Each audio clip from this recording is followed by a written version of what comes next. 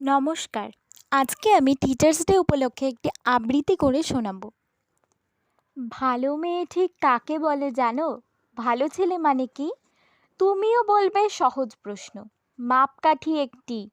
যে মেয়ে পেয়েছে অঙ্কে 100, যে ছেলে ভূগোলে সেরা, তারাই তো ভালো, সবাই বলছে। হীরের টুকরো এরা। কাগজে ওদের ছবি ছাপা হয়, টিভিতে দেখায় মুখ।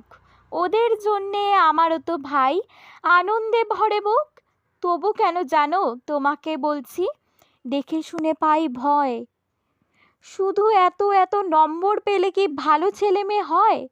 আচ্ছা ধরো না, যে মেয়ে পেয়েছে অঙ্কে অনেক কম, তার গান শুনে মুগ্ধ সবাই, হাততালি হরদম। ওই যে ছেলেটা পাশ করে গেছে, এবারেও টেনে টুনে। বলবে কি ভাই, আমরা অবাক ওর আবৃত্তি শুনে। নাটকে ওর নেশা আছে খুব, পরের বিপদে ছোটে। পাড়ার তিন্নি বাংলায় নাকি 30 পেয়েছে মোটে।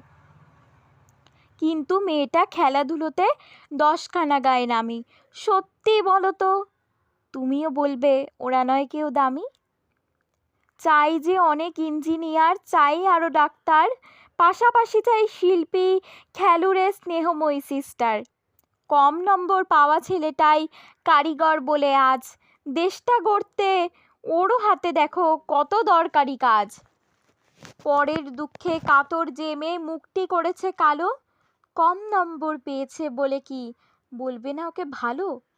অভাবের টানে কলেজে পড়েনি, ছোট দরমার বাড়ি, তবুও ছেলেটা বাবা মাকে দেখে ভাড়াতে চালায় গাড়ি।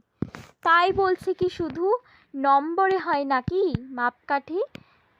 ভালো ছেলে মেয়ে বলতে কি ভাই, মানুষ চাইছি খাঁটি। নমস্কার।